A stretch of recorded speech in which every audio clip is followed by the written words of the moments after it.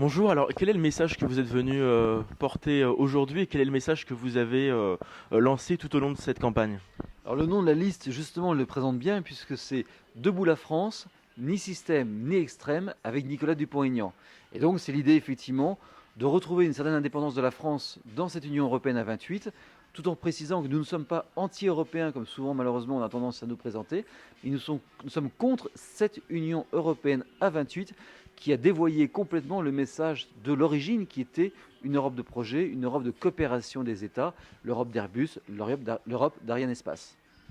Comment s'est passée cette campagne? Est-ce que vous avez senti une bonne dynamique?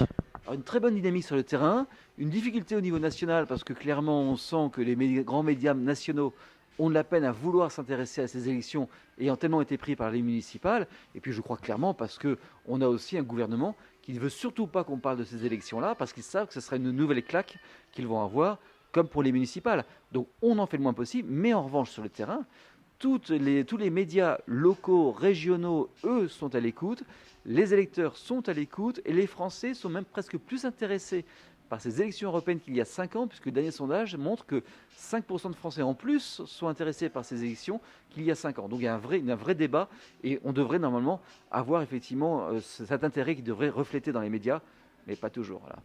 En parlant des sondages, vous avez parlé d'une dynamique donc en France. Est-ce que ça se passe pareil pour vos alliés européens? Alors, si on pouvait avoir la même dynamique que nos alliés européens, alors là, ça serait merveilleux. Il faut savoir que certains sont partis déjà avant nous, il y a au moins 10 ans.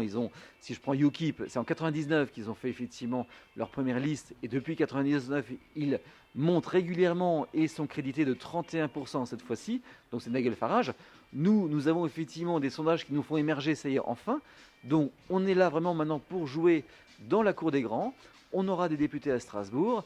Il faut que les gens se mobilisent, mais nous avons enfin, ça y est, réussi à faire émerger une voie d'un patriotisme rassembleur, raisonnable, serein, hors du système, mais hors des extrêmes aussi. Dernière question, on a vu que les derniers sondages annoncent un Front National très haut, parfois en tête. Est-ce que ça vous inquiète? Écoutez, moi je considère que les Français sont libres. À partir du moment où effectivement on a des partis qui peuvent se présenter, chacun peut voter pour ces partis-là. En revanche, il faut que les Français savent une chose, c'est que de voter Front National, c'est faire le jeu finalement du système. Parce que ce Front National finalement, et notamment dans la région où c'est Jean-Marie Le Pen qui est encore pour la 7e fois candidat, nous avons des personnes qui depuis 30 ans sont à Strasbourg, n'ont rien fait. Donc je propose, et nous proposons, et Nicolas Dupont-Aignan propose aux Français une nouvelle voie, une voie justement d'un patriotisme rassembleur, une alternative. Les Français ont enfin l'alternative.